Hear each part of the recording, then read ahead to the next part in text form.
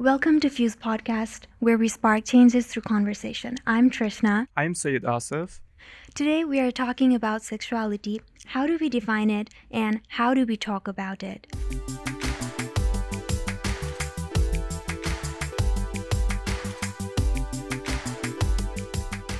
To answer these questions, we brought in Matt Scott, who is an active ally and advocate for the LGBTQ community. He graduated from Missouri State University in 2022 with a Master of Science in Clinical Mental Health Counseling and now works with LGBTQ clients as a mental health counselor. Before we begin to ask some of the most pressing questions, can you share with us what makes you so passionate about this topic and how can you relate to this? Yeah, of course. I identify as a queer individual that has had quite a long journey in the process of coming out and understanding my own identity with both sexuality and gender. So I appreciate this opportunity to tell a little bit about my story, but also some thoughts that I have about this very important topic. One question for you is, I have always found that gender and sexuality are topics that go hand in hand. So it is easy to think of them as interchangeable concepts, but how are these topics actually related?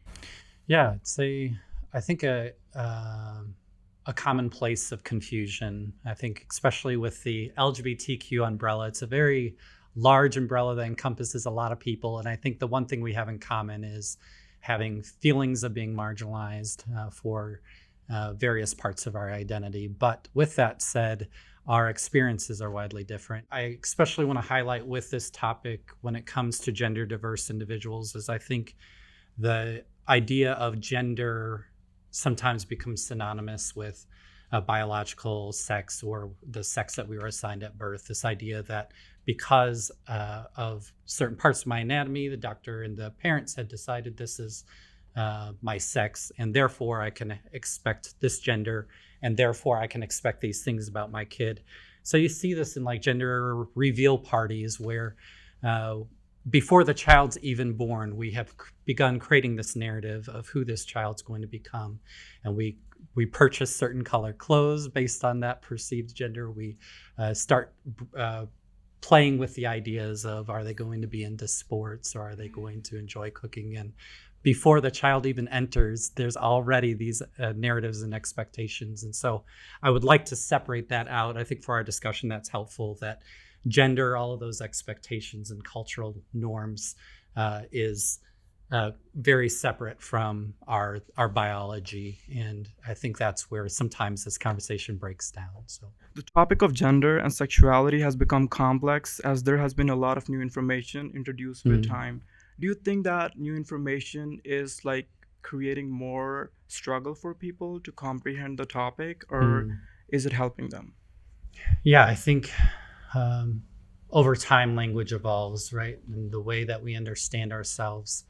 And I would say that it is, in general, I would say it's helpful. The way creating our identity, understanding who am I, is a very personal journey, an important part of our human experience, that I am entering the world and I'm starting to understand how I relate to the world around me and other people, and letting that being my choice, something that I get to understand about myself and not have other people tell me what that is.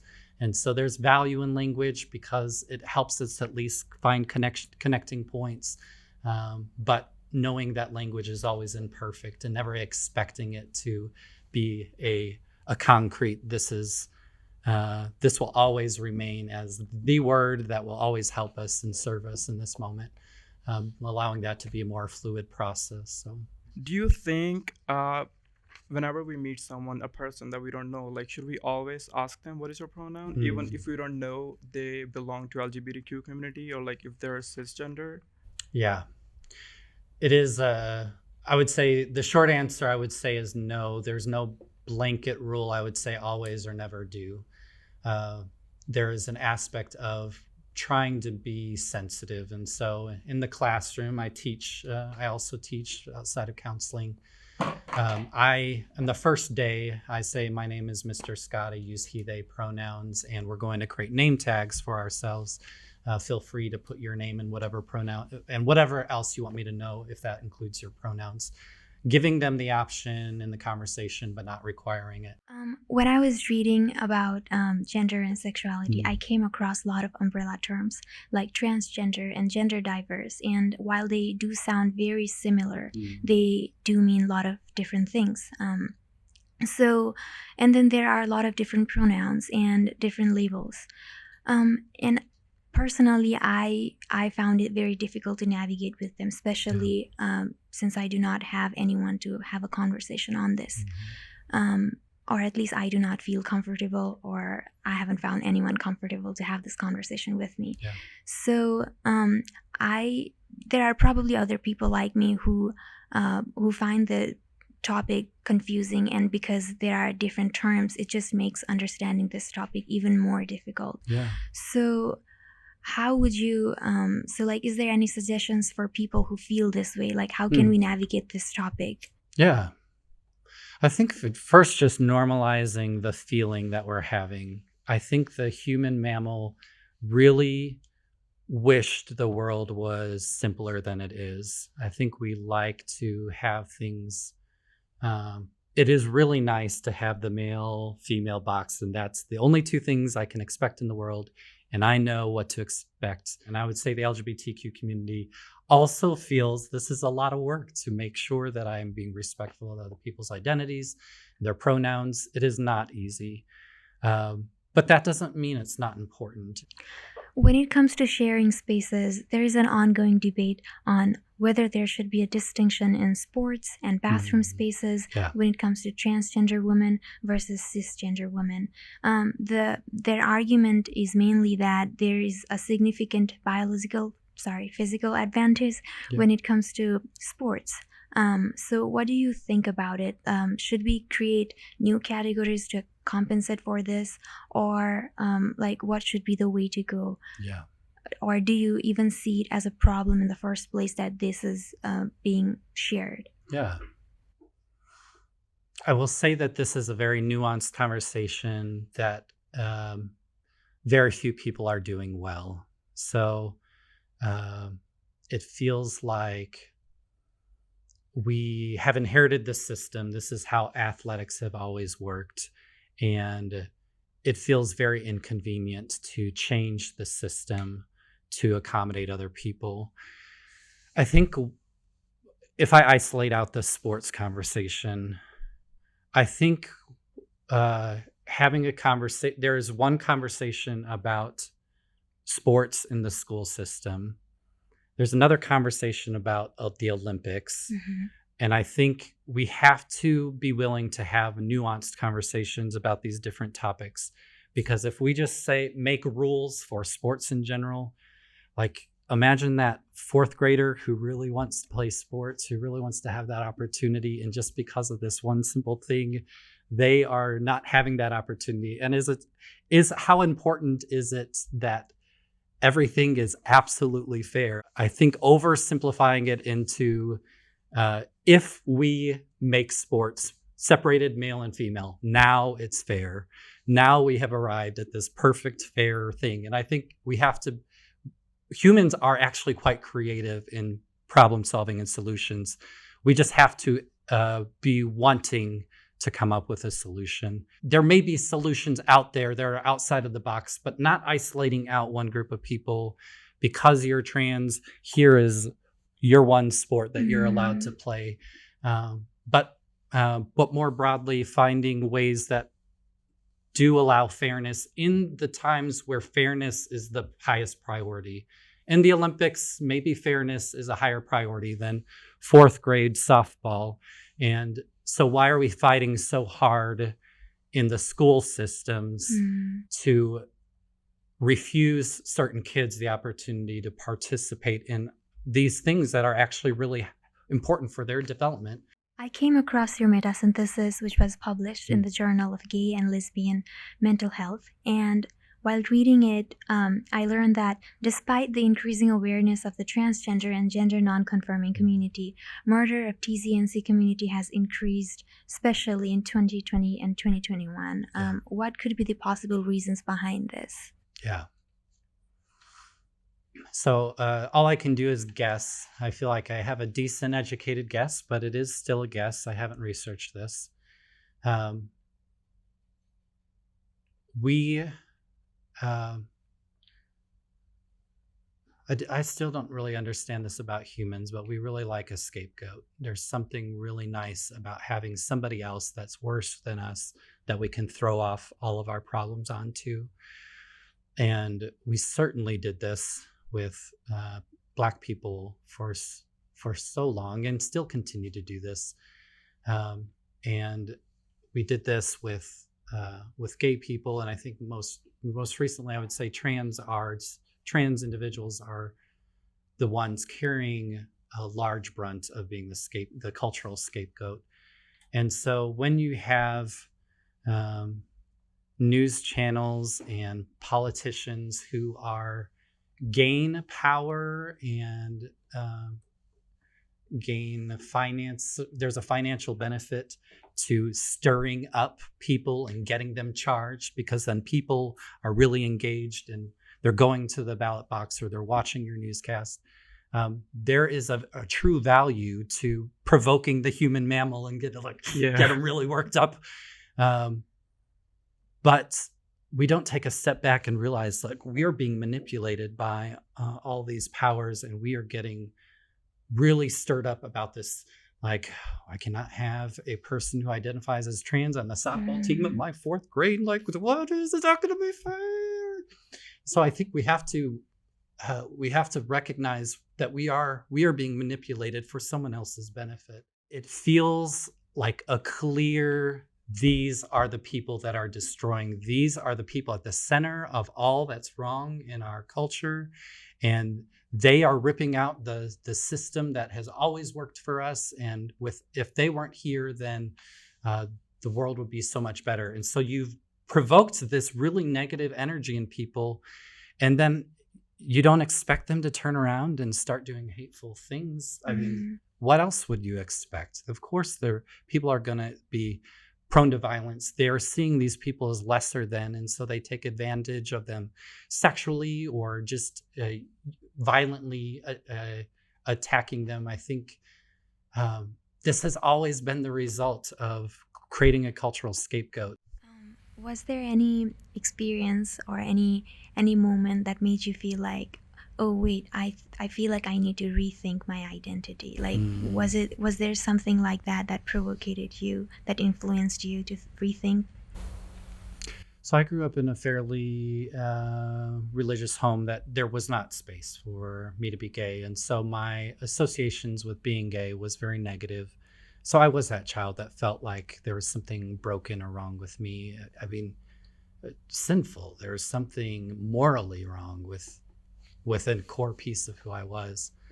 So I spent 30 years trying to do everything right and going through this conversion therapy and behaving the way that I was supposed to and dating women and all the things. And so I think for me, the turning point with identity is like having to recognize, like, this isn't for other people to decide, and this is part of who I am. And as much as I want to meet other people's expectations, there's certain things that I just can't change about myself. And so I am going to ruin my life if I go down a path that isn't congruent with who I am. So, what is your opinion about experimentation in sexual behaviors? Do you think that should be encouraged? Yeah, so this is a complicated question too.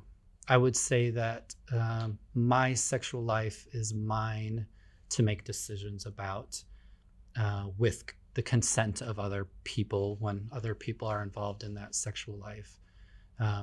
So I feel like I'm hesitant to say that we should encourage, because some people are not ready to express that part of who they are. And I don't think there's any time where it's really appropriate to push people into something that they're not ready for.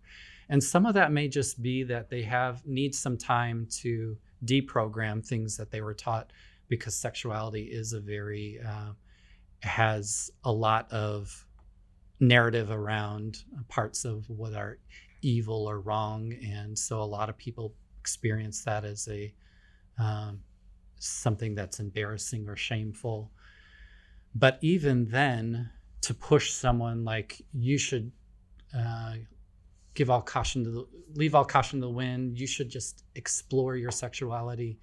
If they're not ready for it, if they haven't been able to process through and work through why they're struggling with it, why they have that internal, it can be an overwhelming experience, and we each have to navigate that on our own. And so I think, again, similar to something I shared earlier, I think we create space for it. It's like when this feels healthy, when you are in a space where you want to explore this and it's with other consenting individuals. There may be some advice given on, this is how to do this safely. This is how to do this respectfully. But I feel like there's few other hard and fast rules of absolutes or never. This is the right time. This is the wrong time. So you've shared your experience about being expelled from a job because you were teaching in a religious organization. So how do you think religion contributes the perceptions on the topic as a whole? I like to be careful with this topic because I don't feel like all religions, or even all people that have a deep religious practice or spiritual practice, have the same belief systems, or that they all are anti-sex or anti-LGBTQ. There is a whole lot of just as many identities in the LGBTQ community. I think there's just as many variations with spirituality and religion. And so I think sometimes we oversimplify the story in making the new scapegoat religion or spiritual people, which is certainly unfair. But to the question of, I think many religious practices, there's the cultural storytellers. They're the ones that are helping people shape their worldview and understanding some of the most important questions we ask ourselves as humans. Who am I? What's my purpose in this world? Why am I here? What's the meaning of life? And with that, being the storytellers, there are certainly stories that have come up that have been created that are exclusionary, and saying these are the people that you need to avoid, or these are the people that are dangerous. And so I think there are certainly religious institutions that, and I will say that I feel like it's similar to the politicians and the news people. Like, there's a lot of power that is gained when we create a clear narrative of a war that's happening, and here are the people that are here to attack our worldview, and we have to work very hard to fight against them. There's a lot of power in that, and there's a sense of purpose that gives people, feeling empowered and feeling justified in their actions to this group of people. There's a lot that religion can be used. I don't know if I think with all of these systems, I don't think systems are inherently good or evil. I think they're a neutral. They have the power to do some pretty destructive things, but that doesn't mean they have to. Do you believe that in life, like when you get to know people or just respecting people, in the end, it is about making that effort, just like going an extra mile? What are your thoughts about that? Yeah, that's a whole nother layer of othering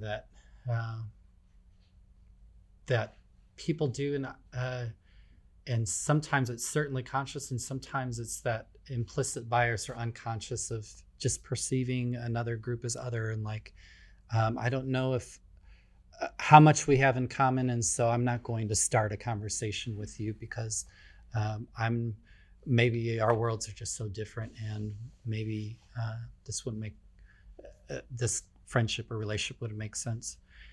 I do feel like we are, I think there's a lot of fear that's getting provoked in us right now about others, that we tend to want to double down and just stick around the people that are closest to us, which are typically the people that look like us, who have the same beliefs as us, have similar lived experiences as us. And on the one hand, I do want to acknowledge, I think that is part of the mammal, the tribe, the pack. Like, I think there was something evolutionary about this that was good for us for as mammals for a while. And I think we are partially working against this really simple system in our body that is wanting us to feel like we need to stick with our pack and be suspicious of other. So yes, I still think that certainly is operating in us, and I think there are fears around engaging with other people.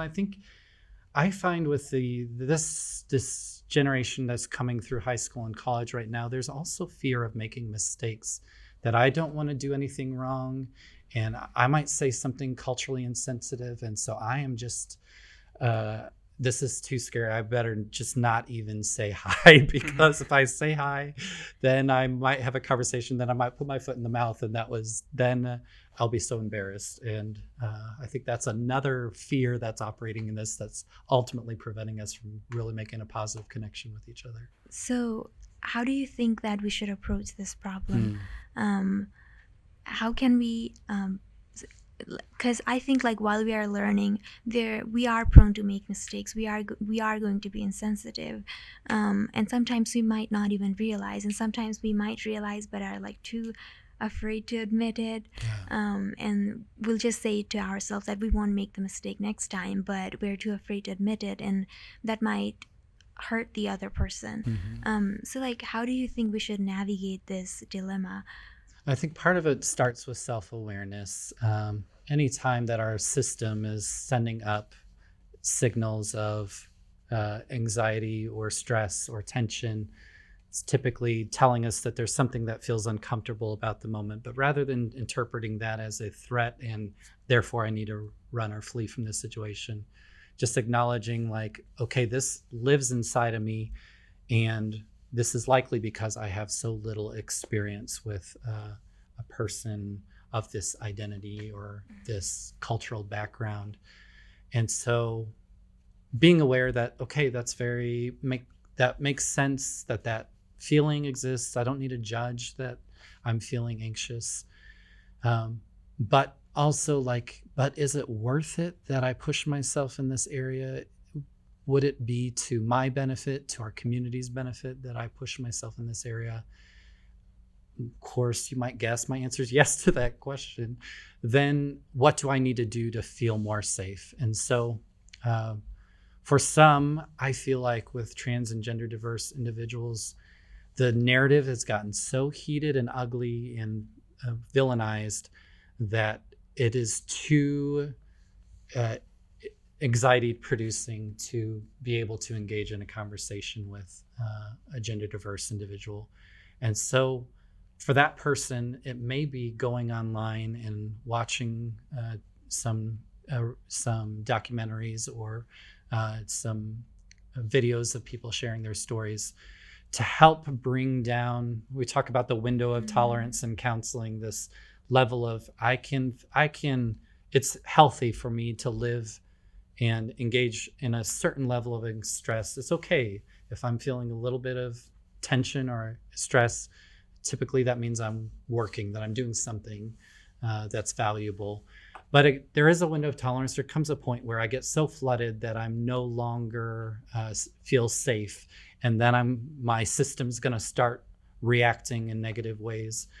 And so I think recognizing, am I beyond the window of tolerance? Do I feel really anxious? Why do I feel anxious? Okay, maybe I've heard a lot of narratives that I'm just going to say maybe they're not true. or there's a possibility they're not true. And then I'm going to go expose myself to resources online so that I can test this narrative of what I've been told about this group of people. Earlier, we were talking about how the society hurts transgender people. Like, society might have hurt people in the LGBTQ plus community while they were like in the phase of finding their identity, and even after they come out. Do you think because of all this hurtfulness that they have faced, there is a possibility that they also feel resentfulness towards the society, and they also project the same hurtful behavior that they experience to other people in the society? Yeah, this is a really sad part of minoritized individuals, and not LGBTQ people certainly are minoritized, but it's not exclusive to them. Anytime you shame, you blame people, you cause them to go on guard, and we create protective mechanisms to keep us safe. And sometimes those, for the moment, serve us to keep us safe, and they're necessary. But over time, those protective shells can really impact our future relationships. I think the work of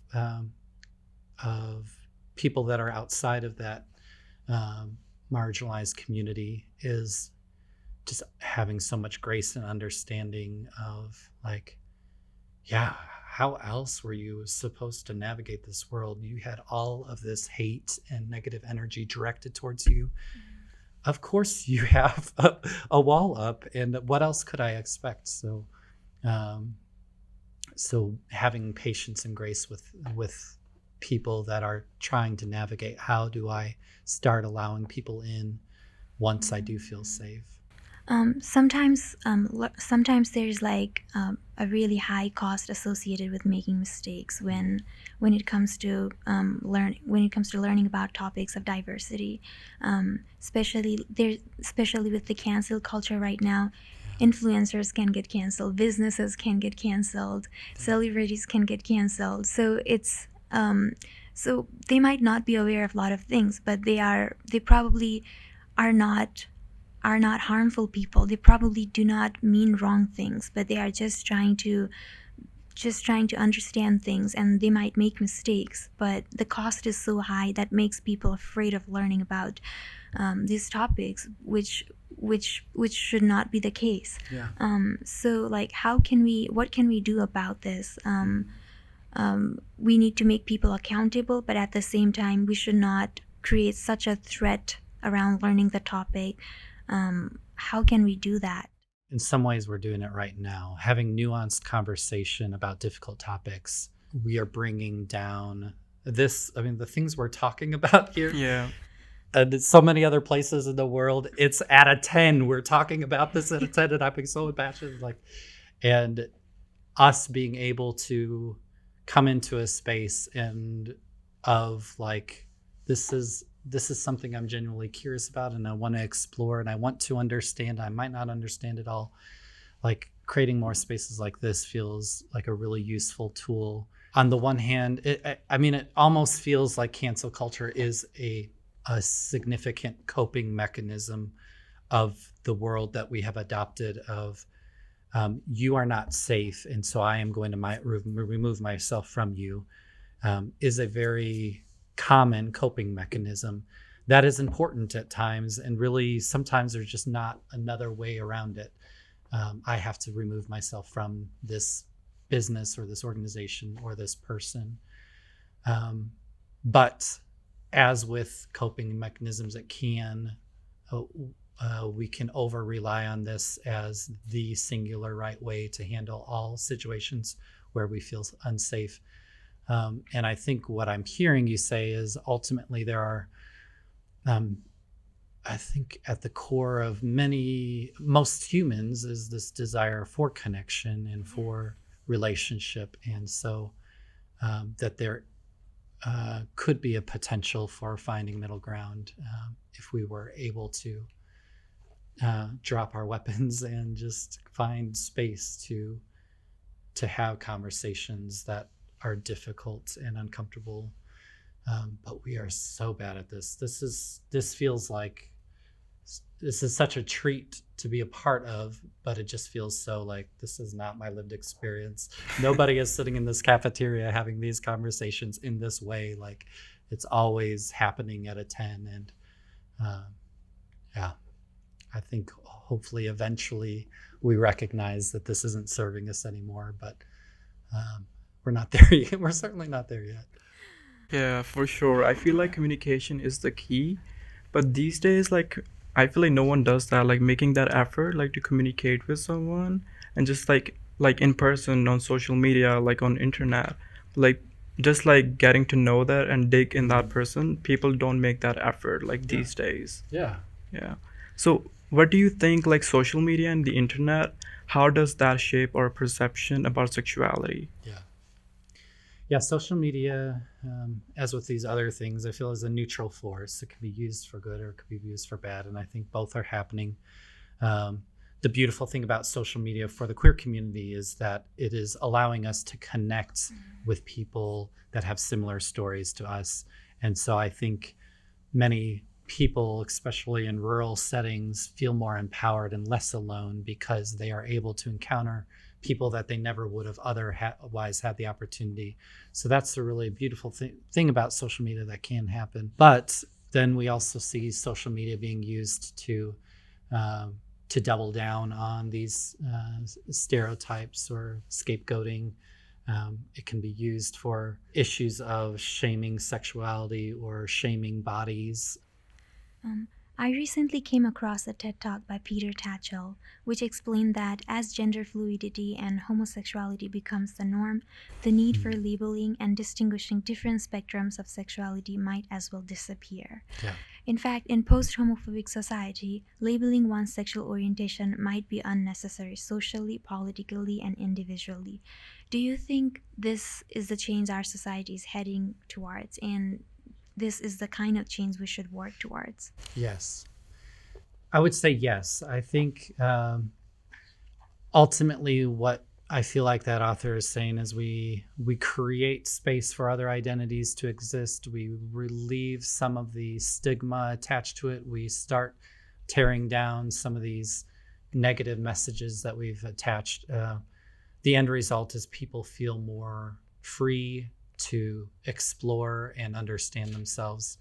And so I think a natural result of that, if the child's experience is walking into a family and a community where they feel like it's okay, whoever I actually am, I can be that, and it's going to be received and celebrated, then I feel like we no longer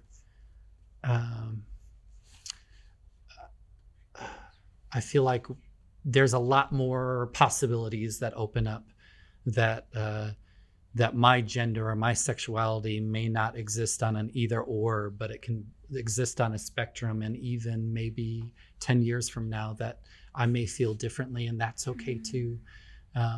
But I feel like right now we're at a point where we still are trying to make concrete identities, and like, okay, if you're not going to live in these boxes, then I need you to live in this box. I'm going to give you a third option, but that's all I'm going to give you. But I think as we start just allowing the beauty of the human experience to be so diverse and different for each individual person, then I feel like these labels will become less and less important. That it will just be like, yeah, this is how I feel today. Like, cool, sounds good. So, what do you want our audience to take away from this conversation? Yeah, I would say I feel like the most important things for me is if there's any part of the LGBTQ community where you feel like there's something inside of you that feels like, I don't know, that being in the same space or having a conversation with someone that's LGBTQ, that I feel like I am ready for that. I feel like it's really important that that you find opportunities to engage, even in online resources, of engaging in stories. Because I feel like once we get away from all the the third party, people telling us what to believe about different groups of people, and we actually engage with actual stories of individuals. It's the quickest way for us to break down all of this, all the stereotypes and personal barriers that we have to be able to then provide access to having a relationship. Thank you so much, Matt, for being with us. On our conversation was very educational and valuable. Thank you for your time again. Thanks to all our listeners who are here with us today. You can find more information at our website, fusecampaign.org. See you guys next time.